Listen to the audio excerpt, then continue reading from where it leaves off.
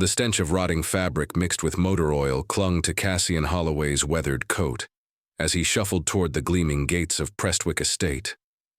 His calloused hands, deliberately dirtied with engine grease, clutched a crumpled paper bag containing his life's supposed savings, $300 in wrinkled bills. To any observer, he appeared to be just another vagrant who had wandered too far from the city's underbelly. But beneath the matted wig and carefully applied makeup that aged him 20 years, Cassian was worth more than most attendees at today's elite thoroughbred auction would see in their lifetimes. The tech mogul who had revolutionized quantum computing before his 30th birthday now stood among the privileged elite, invisible in plain sight. "Sir, this is a private event," said the uniformed security guard, his voice dripping with disgust as Cassian approached the entrance. "You'll need to move along." Cassian's shoulders slumped further, perfecting the defeated posture he'd practiced for weeks. "Please, mister. I got the money right here." He fumbled with the paper bag, letting a few bills flutter to the manicured grass. "Been saving for 2 years to see Tempest's legacy. My granddaddy used to train horses like that." The guard's expression softened slightly, though suspicion remained etched in his features. Tempest's legacy was the crown jewel of today's auction, a magnificent black stallion whose bloodline traced back to legendary champions. The horse was expected to sell for millions, far beyond the reach of a homeless man's savings. "Listen, pal," the guard said, his tone gentler now. "Even if I let you in, the minimum bid starts at $50,000. You don't have that kind of—" "I know what I got," Cassian interrupted, his voice cracking with genuine emotion that wasn't entirely feigned. "Just want to see him once. Been dreaming about that horse since I saw his picture in a newspaper someone threw away." After a long moment, the guard stepped aside. "Stay in the back, don't cause any trouble." The auction pavilion buzzed with the energy of serious money. Women draped in designer gowns whispered to men in $1,000 suits while servers circulated, with champagne that cost more per bottle than most people's monthly rent. Cassian found a spot behind the last row of velvet-cushioned chairs, his presence causing nearby attendees to shift uncomfortably away from his perceived odor. Auctioneer Quentin Fairweather took the stage with theatrical flair, his silver hair gleaming under the crystal chandeliers. "Ladies and gentlemen, welcome to what promises to be the most extraordinary equestrian auction of the decade." As lesser horses were presented and sold for amounts that would fund small businesses, Cassian watched the crowd with growing fascination. These people bid casually on animals worth more than houses, their faces showing less emotion than someone choosing breakfast cereal. He recognized several faces from business magazines, rivals and former partners who had no idea their disheveled neighbor was worth more than their combined net worth. Finally, Tempest's legacy entered the ring. The stallion was breathtaking, 17 hands of pure power and grace, his midnight coat rippling with muscle as he pranced with barely contained energy. The crowd's chatter died to a reverent whisper. "Bidding opens at $50,000. Fairweather announced, hands shot up immediately. The price climbed rapidly, 100,000, 200, 500. As the bidding reached 800,000, only 3 serious contenders remained. A oil heiress from Dallas, a tech entrepreneur from Silicon Valley, and a mysterious phone bidder. That's when Cassian raised his trembling, dirt-stained hand. The pavilion fell silent as if someone had sucked all the oxygen from the room. Every head turned toward the back, where the homeless man stood with his arm raised, his dirty coat hanging loosely on his thin frame. Conversation stopped mid-sentence. Champagne glasses paused halfway to lips. Even the stallion seemed to sense the tension, snorting and pawing at the ground. Auctioneer Fairweather blinked rapidly, his composure cracking for the first time in 30 years of handling high-stakes auctions. Excuse me, sir. The current bid is $850,000. "I heard you," Cassian replied, his voice carrying clearly through the stunned silence. 900,000. Collective gasp rippled through the crowd. The oil heiress, Magnolia Westbrook, twisted in her seat to stare at the vagrant who dared enter her territory. Her face flushed crimson beneath her carefully applied makeup. "This is preposterous. security should remove this person immediately." The tech entrepreneur, Devin Kirshner, stood abruptly, his chair scraping against the marble floor. "Fairweather, you can't seriously be accepting bids from someone who clearly can't afford a cup of coffee, let alone $1 million horse." But Cassian was already walking forward, his shuffle becoming steadier with each step. He reached into his coat, not the paper bag everyone expected, but an inner pocket that produced a platinum credit card and a slim leather wallet. Would this suffice as proof of funds? He handed the card to a security guard who reluctantly approached.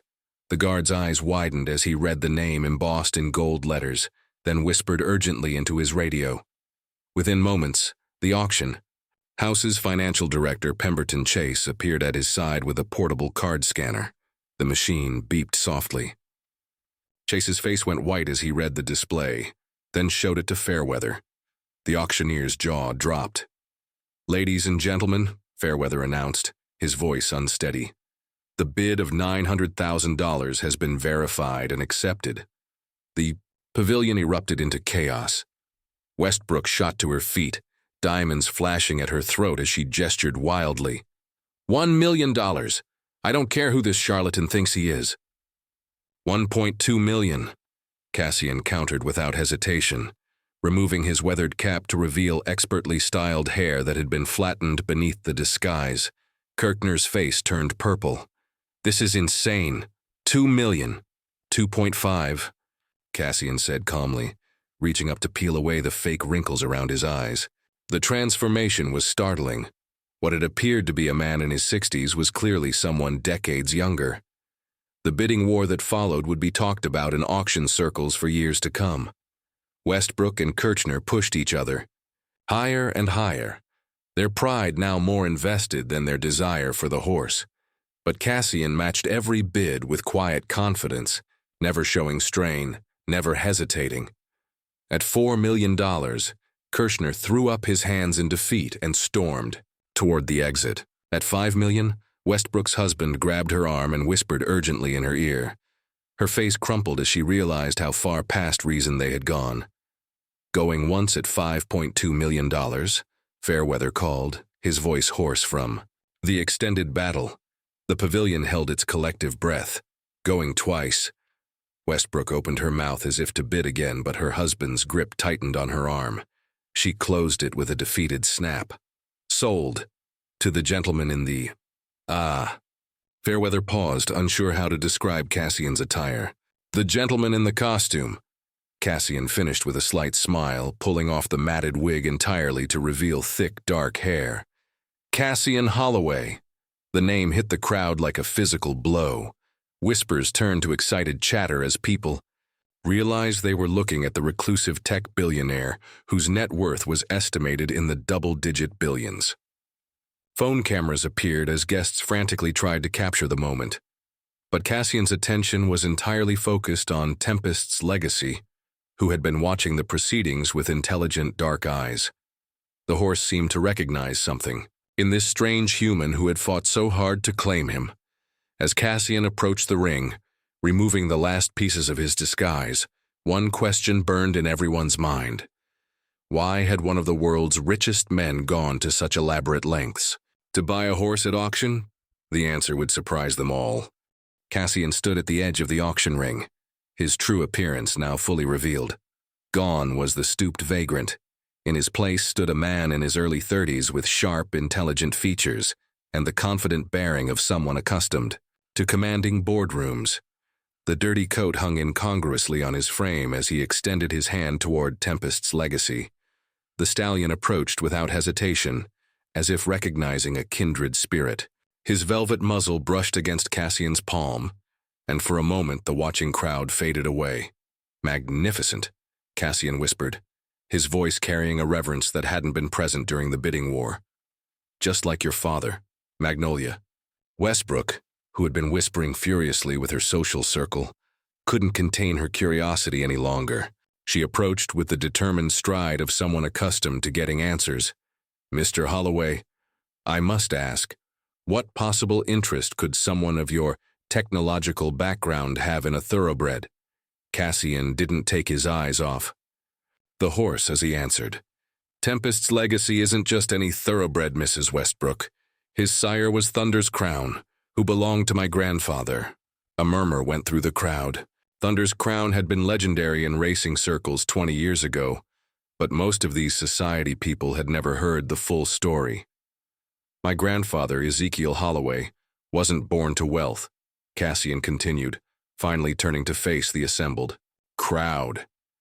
He was a stable hand at Millbrook Farm in Kentucky, started with nothing but a love for horses and a dream of breeding champions. He paused, his hand still resting on Tempest's legacy's neck. The horse remained calm despite the attention, as if understanding the importance of this moment. For 30 years he saved every penny, lived in a trailer on the farm, ate beans and rice most nights, never married because he said his heart belonged to the horses. When Thunder's Crown was born, Grandpa knew he was looking at something special, but the farm owner, Rutledge Blackstone, wanted to sell the colt to pay off gambling debts. Devin Kirshner, who had returned after his dramatic exit, pushed through the crowd. Despite his earlier fury, professional curiosity had gotten the better of him. How does a stable hand afford to buy a champion thoroughbred? He didn't, Cassian said simply. Grandpa made a deal with Blackstone. He'd work for free for 5 years in exchange for Thunder's Crown. 5 years of 60-hour weeks, sleeping in the stables during foaling season, never taking a day off. The crowd had grown silent, drawn into the story despite themselves. Even the servers had stopped circulating, standing with trays of untouched champagne. Thunder's Crown went on to win the Kentucky Derby, the Preakness, and the Belmont Stakes. Triple Crown winner. But more than that, he proved my grandfather's eye for bloodlines. The stud fees alone made Grandpa a millionaire by the time he was 60. Cassian's voice grew softer, more personal. But success came with a price. The horse racing world is brutal, especially to outsiders. When Grandpa tried to join the established breeding associations, he was blackballed. Trailer trash, they called him. Doesn't belong with his betters. Pemberton Chase, the financial director, had been listening intently.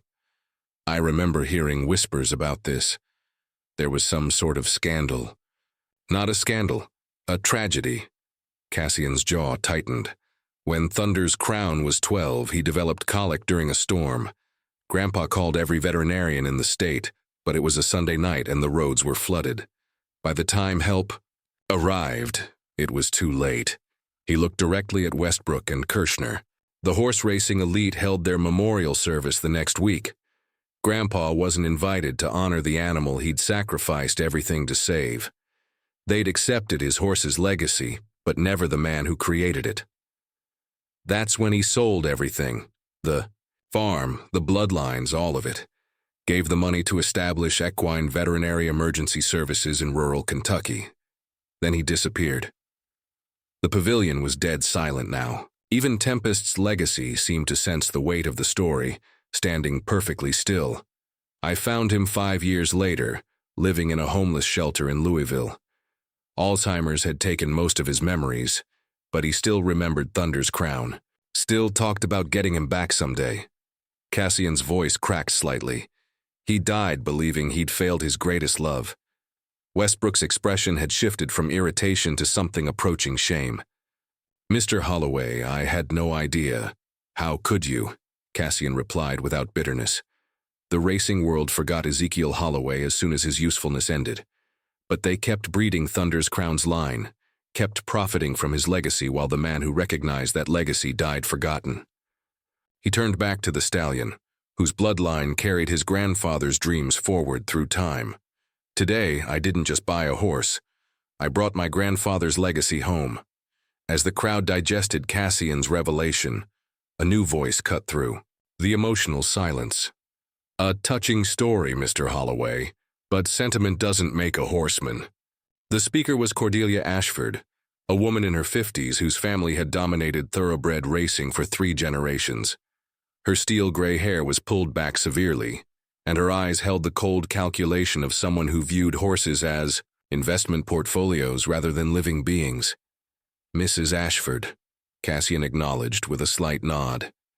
He recognized her from business magazines, though they'd never met personally. The Ashford stables were legendary for their ruthless efficiency and astronomical profit. Your grandfather may have had beginner's luck with one horse, she continued, her voice carrying the authority of someone accustomed to being heard.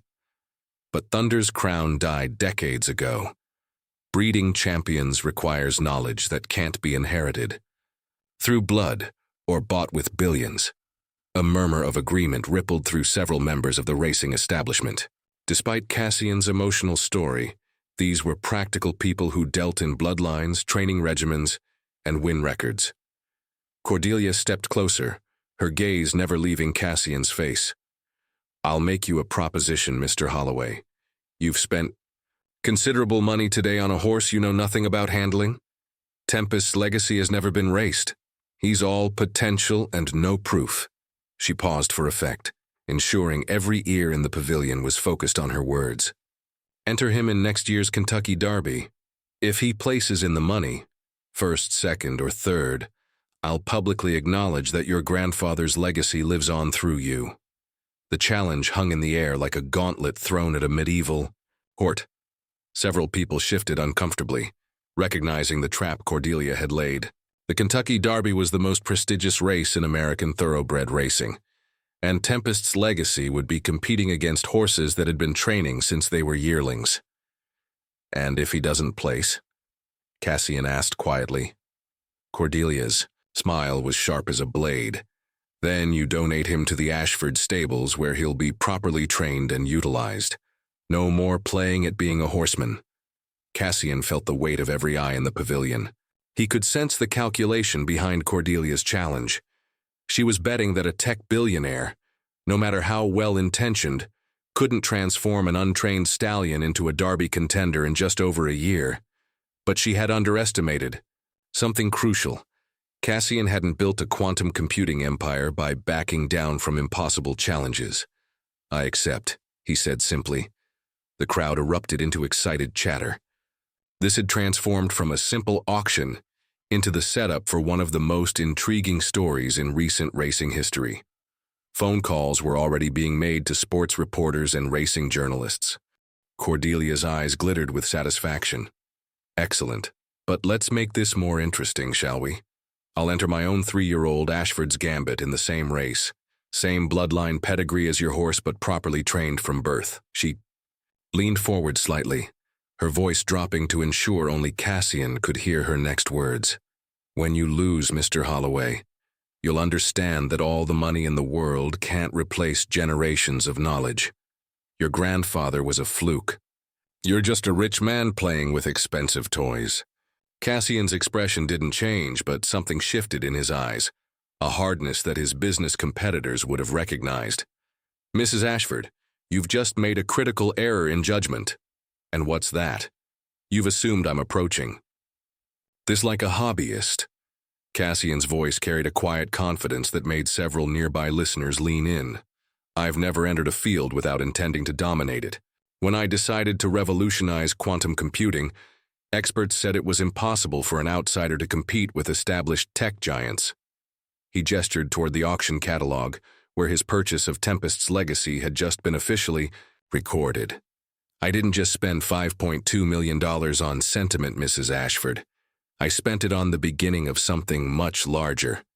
For the first time, a flicker of uncertainty crossed Cordelia's face. What do you mean? I mean that by Derby Day, I won't just be entering one horse in the race. I'll be launching the Holloway Racing Stables with a full team of the world's best trainers, veterinarians, and support staff. Tempest's legacy won't just be representing my grandfather's memory. He'll be proving that innovation can triumph over tradition. The crowd was hanging on every word now. What had started as a simple auction had become a declaration of war between old money and new ambition. Cassian extended his hand to Cordelia. I look forward to seeing Ashford's Gambit in the starting gate next May. May the best horse win. As they shook hands, both combatants smiled, but neither expression reached their eyes. The battle lines had been drawn, and the horse racing world was about to witness a collision between generations of tradition and unlimited resources driven by personal vengeance. The real competition, however, wouldn't be decided by money or pedigree. It would come down to something far more elusive, the intangible connection between horse and rider that had made Thunder's crown legendary and cost Ezekiel Holloway everything. 6 months after the auction, Holloway Racing Stables had become the most talked-about operation in thoroughbred racing. Cassian had purchased a 400-acre farm in Lexington, Kentucky, just 30 miles from where his grandfather had once lived in a trailer. The facility was a marvel of modern technology merged with traditional horse wisdom. Dr. Valentina Cross, the world's foremost equine sports scientist, watched from the observation deck as Tempest's legacy moved through his morning workout. The stallion's transformation had been remarkable, his raw power now channeled into precise, economical movement that spoke of countless hours of careful conditioning. His stride length has increased by 8%, she noted to Cassian, who stood beside her with a stopwatch. But more importantly, his recovery time between intervals has improved dramatically. He's not just faster, he's smarter about his speed. Cassian nodded, his eyes never leaving the track. Tempest's legacy was working with Joaquin Rivera, a jockey whose reputation for communicating with difficult horses had made him Cassian's first hire. The partnership between horse and rider had developed into something approaching telepathy. "What do you think Grandpa would say about all this?" Cassian asked quietly. Dr. Cross had heard stories about Ezekiel Holloway from some of the older trainers Cassian had recruited. "I think he'd be proud of the science, but he'd remind you that horses can't be programmed like computers. They have to want to run." As if responding to her words, Tempest's legacy suddenly surged forward in his final furlong, his acceleration so sudden that even Rivera was caught off guard. The stallion's time for that segment would have been competitive in actual Derby conditions. "He wants it," Cassian murmured. "The question is whether we're giving him what he needs to achieve it." The farm had attracted attention from across the racing world. Some visitors came out of curiosity about the tech billionaire's venture into their sport. Others came hoping to learn from the innovative training methods being developed. But increasingly, they came because word was spreading that something special was happening at Holloway Stables. Maxwell Donovan, the veteran trainer Cassian had lured away from a prestigious California operation, joined them on the observation deck. "We got the veterinary report back from yesterday's examination. His bone density is perfect, tendons are strong, and his cardiovascular efficiency is in the top 1% of thoroughbreds his age. Any concerns?" Cassian asked. "Just one," Maxwell replied, his weathered face serious. "He's almost too ready. Most 3-year-olds still have some wildness in them, some unpredictability. Tempest's legacy has the focus of a seasoned campaigner. It's impressive, but it might mean he peaks too early," Dr. Cross finished. "We need to make sure he's still ascending on Derby Day, not plateauing." Cassian absorbed this feedback with the same analytical approach he'd once applied to software development challenges. Every variable mattered. Every data point could mean the difference between victory and failure. His phone buzzed with a text message from his intelligence analyst. Yes, he'd hired someone to monitor the competition. Ashford's Gambit had just posted impressive workout times at Churchill Downs, and Cordelia Ashford was giving interviews describing her confidence in maintaining traditional racing superiority. "She's been busy," Cassian told his team. 3 major racing publications have run features on Ashford's Gambit this month. The narrative is already being written, established excellence versus nouveau riche experimentation. Maxwell snorted. "Let her talk. We'll answer on the track." But as the months progressed toward Derby Day, the pressure began mounting from unexpected directions. Cassian received a call from Rutledge Blackstone Jr., son of the man who had once employed his grandfather. The younger Blackstone now ran his own racing operation and had heard about the Holloway challenge to Ashford. "My father always regretted how things ended with your grandfather," Blackstone said during their tense phone conversation. "But you're making a mistake taking on Cordelia Ashford.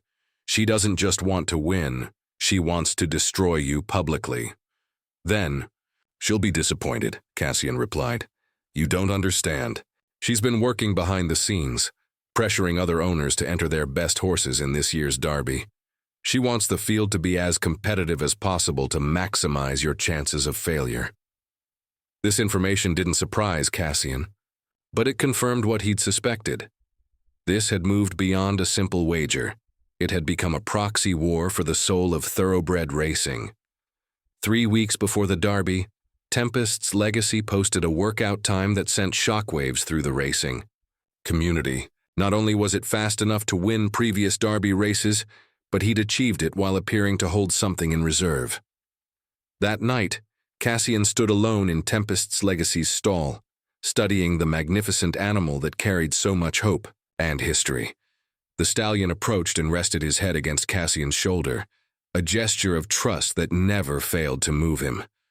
"One more month, boy," he whispered. "One more month and we prove that Grandpa's dreams weren't foolish. We prove that love and science together can beat tradition and arrogance." The stallion snorted softly, as if he understood the weight of expectation resting on his powerful shoulders. Neither of them knew that their greatest test wouldn't come on Derby Day. It would come from a source neither Cassian nor his grandfather could have anticipated. Derby Day dawned clear and bright at Churchill Downs, with over 150,000 spectators creating a sea of colorful hats and excited faces. In the exclusive Millionaire's Row section, Cordelia Ashford held court with the racing establishment, her confidence evident as she gestured toward the track where her horse, Ashford's Gambit, was being led toward the paddock. 20 years of careful breeding, she declared to a circle of admirers. You can't replace that with technology and sentiment. But in the paddock area, something unexpected was unfolding. Cassian stood beside Tempest's Legacy, not in the expensive suit everyone expected, but in the simple clothes of a working horseman, jeans, boots, and a worn leather jacket that had belonged to his grandfather. Dr. Cross had found it among Ezekiel's few possessions and given it to Cassian the night before. "You don't look like a tech billionaire," commented Joaquin Rivera as he prepared for the ride of his career. "Today, I'm not," Cassian replied quietly. "Today, I'm Ezekiel Holloway's grandson." The field of 20 horses represented the finest 3-year-old thoroughbreds in North America. Cordelia had succeeded in her strategy. This was one of the most competitive Derby fields in decades.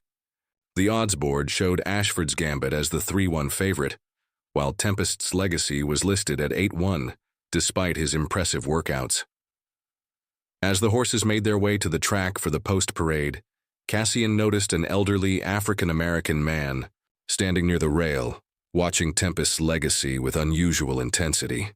Something about him seemed familiar, though Cassian was certain they'd never met. "Excuse me," the man called as Cassian passed. "That's Thunder's Crown's boy, isn't it?" Cassian stopped, studying the man's weathered face. "Yes, sir. Did you know Thunder's Crown? Know him?" The man chuckled. "Son, I was there the night he was born. I'm Walter Jenkins. I worked alongside your grandfather at Millbrook Farm for 15 years. The recognition hit Cassian like a physical blow. Walter Jenkins, his grandfather, had mentioned him countless times in the letters he'd left behind. The two men had been best friends until the racing establishment's prejudice had driven a wedge between them. "Mr. Jenkins," Cassian said, extending his hand. "Grandpa wrote about you. He never stopped hoping you two would reconcile." Walter's eyes misted over. "Pride's a terrible thing, son. I was afraid of losing my job if I stood by Ezekiel when the racing folks turned on him. Been regretting it for 20 years. The call came for riders to mount. Joaquin Rivera swung into the saddle, and Tempest's Legacy pranced with barely contained energy. The stallion seemed to sense that this was the moment everything had been building toward. "Win or lose," Walter said urgently, "your grandfather would be proud of what you've done. You brought dignity back to his name." As they made their way to the starting gate, Cassian felt the weight of history. But more than that, he felt his grandfather's presence, as if Ezekiel Holloway was walking beside him toward the culmination of a dream deferred by death, but not destroyed by time. The field loaded into the starting gate with Tempest's Legacy, drawing the favorable number 6 position. Ashford's Gambit had drawn the rail, which could be an advantage or a trap depending on how the race unfolded, and they're off. The announcer's voice carried across the infield as 20 thoroughbreds exploded from the gate. Joaquin Rivera had strategized with Cassian and Maxwell Donovan for months about this moment. Rather than fight for early position, they would let Tempest's Legacy settle into the field and make his move when it mattered most. The stallion seemed to understand the plan, raiding behind the early leaders while maintaining perfect position. As they passed the half-mile pole, Ashford's Gambit was running second, pressing the early pace setter. Cordelia Ashford was on her, feet in the grandstand, urging her horse forward. Too early, Maxwell muttered, watching through binoculars. She's pushing him too hard too soon. Coming to the final turn, the field began to separate. The early leaders were tiring, and the real contenders were making their moves. Joaquin Rivera asked Tempest's Legacy for more speed, and the stallion responded with a surge that carried them from 8th to 4th in a matter of strides. "Here comes Tempest's Legacy," the announcer called. "The Holloway horse is making a T-Wayne powerful move on the outside. With a quarter mile to go, only 3 horses had a realistic chance of winning. Ashford's Gambit, clinging to the lead despite obvious fatigue. Thunder Mountain, a California-bred speedster who had been closing steadily. And Tempest's Legacy, who was now in full flight. In the grandstand, Cassian found himself unable to breathe. Everything, his grandfather's memory, his own reputation, the future of Holloway Racing Stables, came down to the next 30 seconds. Tempest's Legacy drew alongside Ashford's Gambit with 200 yards to go. For a moment, Cordelia Ashford's horse fought back, the 2 horses locked in combat. But then Tempest's Legacy did something that made the crowd roar. He shifted into another gear entirely, pulling away with the kind of acceleration that defined champions. "Tempest's Legacy wins the Kentucky Derby." The announcer's voice was barely audible over the crowd's thunder. "By 2.5 lengths, Tempest's Legacy wins going away." Cassian stood frozen in disbelief until Walter Jenkins grabbed his arm. "Your grandfather's watching, son, and he's smiling." As Joaquin Rivera stood in the stirrups, pumping his fist in triumph, Tempest's Legacy seemed to understand what he'd accomplished. The stallion's ears were pricked forward, his head high with the pride of a horse who had discovered his true calling. In the winner's circle, as the blanket of roses was draped over Tempest's Legacy, Cordelia Ashford approached Cassian. Her face was pale but composed. "Congratulations, Mr. Holloway," she said simply. "Your grandfather's legacy is secure." But the most meaningful moment came when Walter Jenkins was invited to join the winner's circle celebration. As he stood beside Cassian, his hand resting on Tempest's Legacy's neck, he whispered something that only Cassian could hear. "Ezekiel always said this horse would come home someday. I guess he was right about that, too." That night, as the celebrations continued around Louisville, Cassian sat alone with Tempest's Legacy in the quiet of the stable area. The stallion had earned his place in racing history, but more importantly, he had restored a family's honor and proven that dreams delayed are not always dreams denied. The homeless man who had shuffled into a fancy auction 6 months earlier had become the owner of a Kentucky Derby winner. But the real victory belonged to Ezekiel Holloway, whose love for a magnificent horse had finally found its way home through the determination of a grandson who refused to let his grandfather's legacy die forgotten. In the distance, thunder rumbled across the Kentucky sky, as if the ghost of Thunder's crown was finally at peace.